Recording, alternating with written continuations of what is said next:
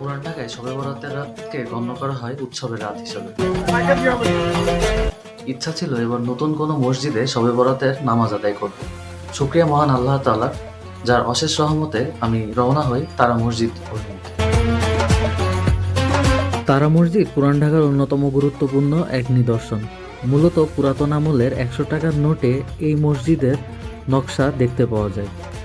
ভেতরের সৌন্দর্যের দিক থেকে এই মসজিদটি সত্যিই অতুলনীয়।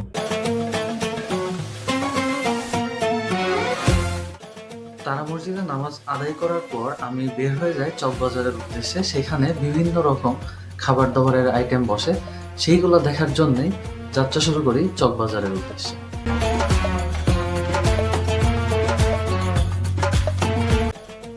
চকবাজারে আসবেন কিন্তু জ্যামে পড়বেন না, তা কি করে হয়? পুরাতন অপ্রশস্ত গলিময় রাস্তাপথ ধরে আমরা এগিয়ে যেতে থাকলাম আমাদের কাঙ্ক্ষিত চকবাজার শাহী মসজিদের সামনে।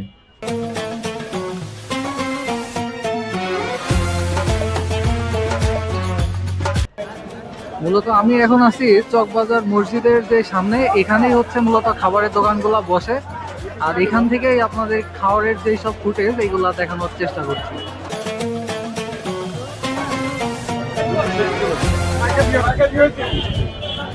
আমি আর সুদীপ তো মেনলি, আরে টাকা কি অবস্থা? যাই হোক, আমরা আসছি চকবাজার আজকে কি পরিমাণ খাওয়া দাওয়া পাওয়া যায় এটা দেখার জন্য। দেখা যাক একটু সামনে কি কি পাওয়া যায়। শবে বরাত উপলক্ষে বিভিন্ন ধরনের পাউরুটি দেখতে পাওয়া যায় এই বাজারগুলোতে।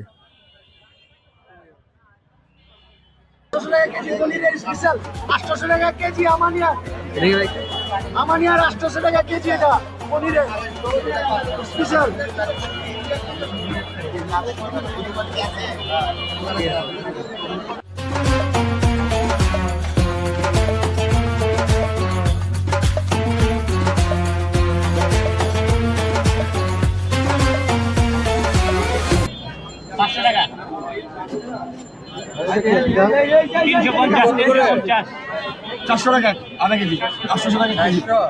কিসের ফিরনি?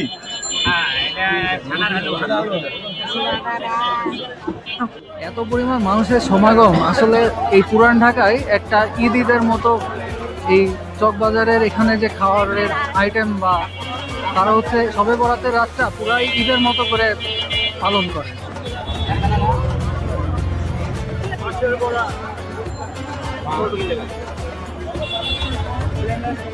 কি নেবে খাবি? জিনিসটাই তারা জানে না। জানি না। কত করে? লুচির মতো পোলা মাছ। মাছের বড়া নাকি? কি মাছ মামা এটাতে? মাছ কালা ডালের বড়া।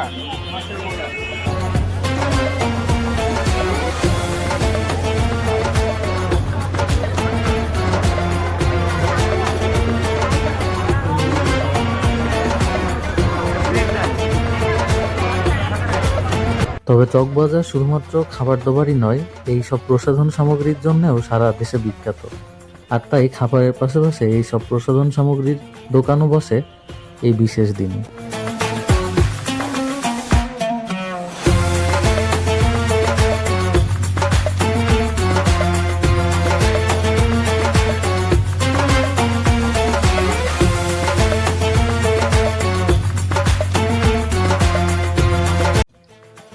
আজকের ভিডিওটা ছিল মূলত পুরান ঢাকার মানুষজন কিভাবে শবে বরাতের রাতটা উদযাপন করে সেইটার কিছুটা অংশ আপনাদের সাথে শেয়ার করে।